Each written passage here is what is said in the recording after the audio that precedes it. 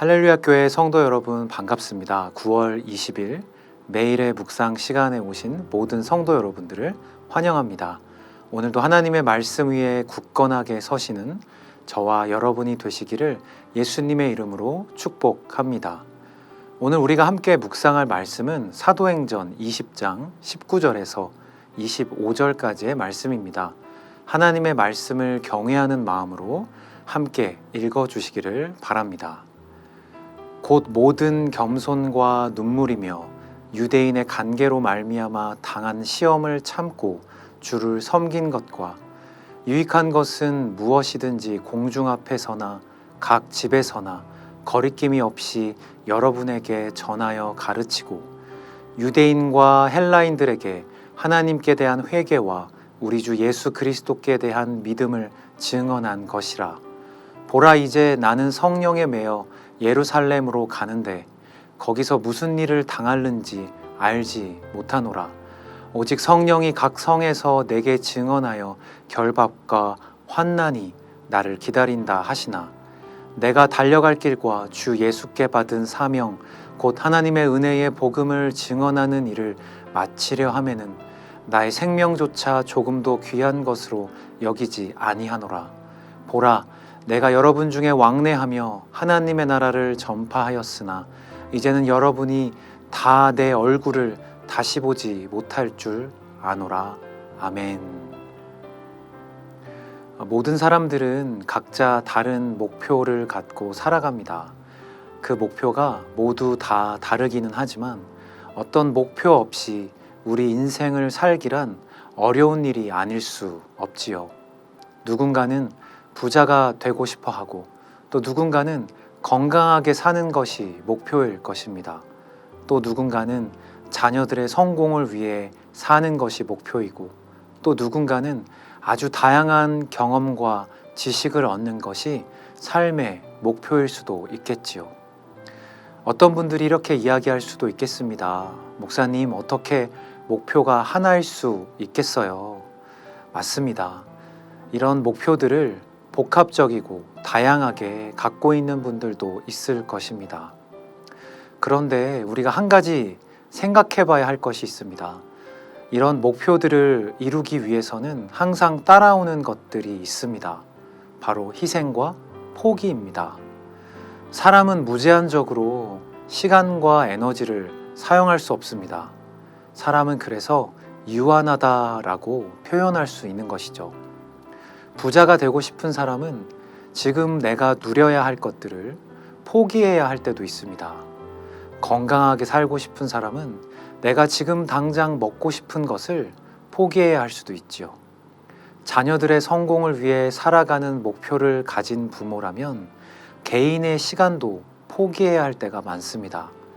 다양한 경험과 지식들을 얻는 것이 목표인 사람은 한 가지 것에 집중하는 것을 포기해야 합니다. 이렇게 우리는 무언가를 얻기 위해서 어떤 것을 희생하고 포기해야 합니다. 그래서 우리에게 가장 중요한 것은 우리가 목표로 하는 그것이 얼마나 가치 있느냐를 꼭 살펴봐야 합니다. 만약에 그 목표가 별로 가치 없는 것이라면 나의 시간과 에너지를 그 가치 없는 것에 쓰고 있다면 우리의 인생은 정말 아까운 것이 될 것입니다.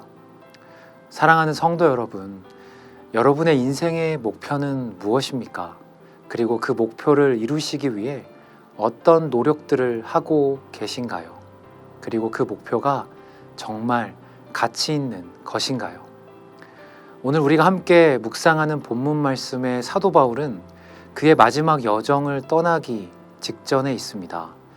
이제 사도 바울은 그의 마지막 여정을 떠나기 전 이 여정이 얼마나 위험한지 묘사하고 있습니다. 바울의 생명을 위협할 수도 있는 여정입니다. 이것을 알고 있던 사도 바울은 사도행전 20장 22절에서 24절까지 이렇게 고백하고 있습니다.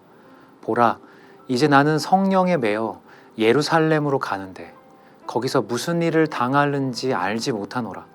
오직 성령이 각 성에서 내게 증언하여 결박과 환난이 나를 기다린다 하시나, 내가 달려갈 길과 주 예수께 받은 사명, 곧 하나님의 은혜의 복음을 증언하는 일을 마치려 하면은 나의 생명조차 조금도 귀한 것으로 여기지 아니하노라. 아멘.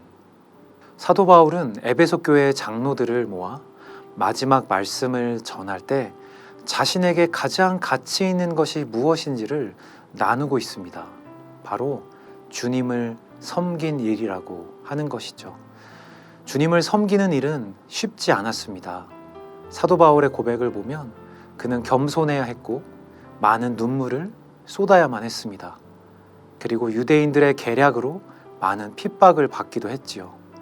그럼에도 불구하고 그 삶을 살아낼 수 있었던 것은 주님을 섬기고 싶어서였기 때문입니다.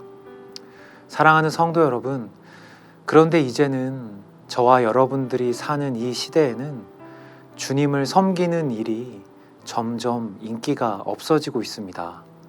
이제 한국이나 미국의 신학대학원의 상황을 보면 주님을 섬기기로 하는 사람들의 숫자가 급격하게 줄고 있습니다.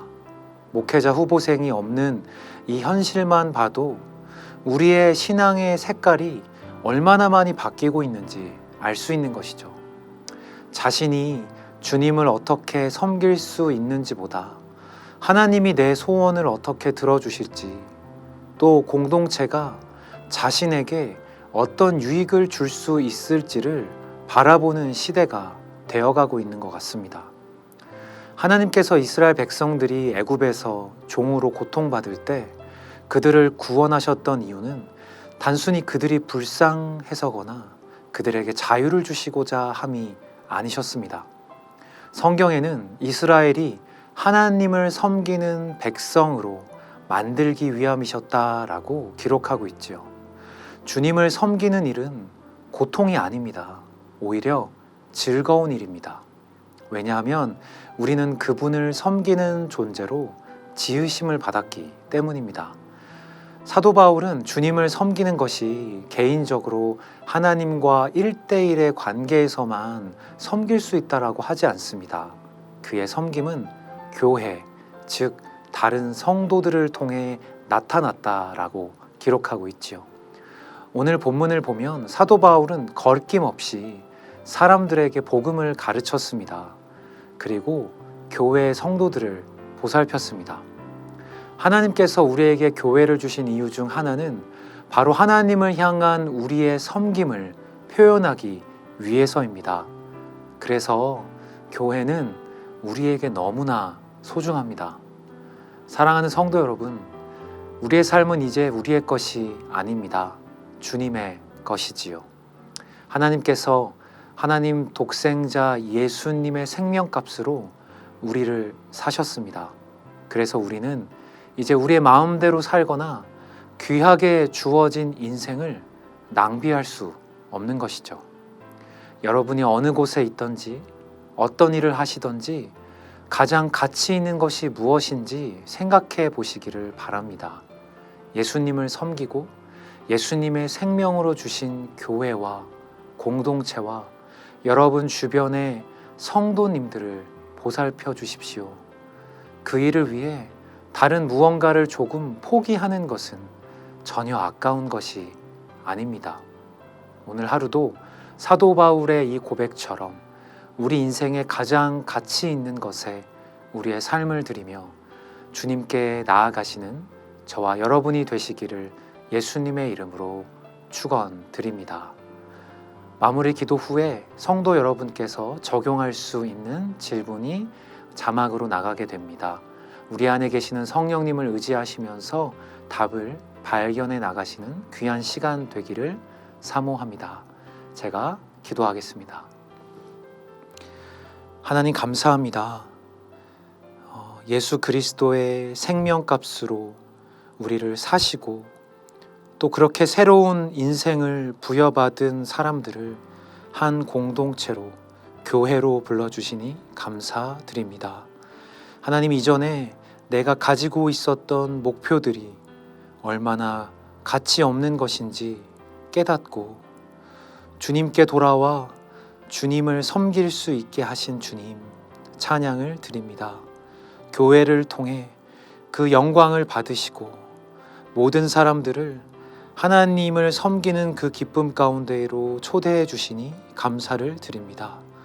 코로나 시대에 우리의 신앙이 점점 개인적으로 바뀌는 안타까운 상황 속에서 사도 바울의 이 고백이 오늘 우리의 삶에 실제되게 하여 주시옵소서. 공동체를 사랑하고 주님을 섬기는 것이 우리에게 주시는 진정한 기쁨임을 다시 한번 회복하는 할렐루야 교회의 모든 성도님들 되게 하여 주시옵소서. 주님 감사합니다. 사랑합니다. 이 모든 말씀 우리 주 예수 그리스도의 이름으로 기도드립니다. 아멘.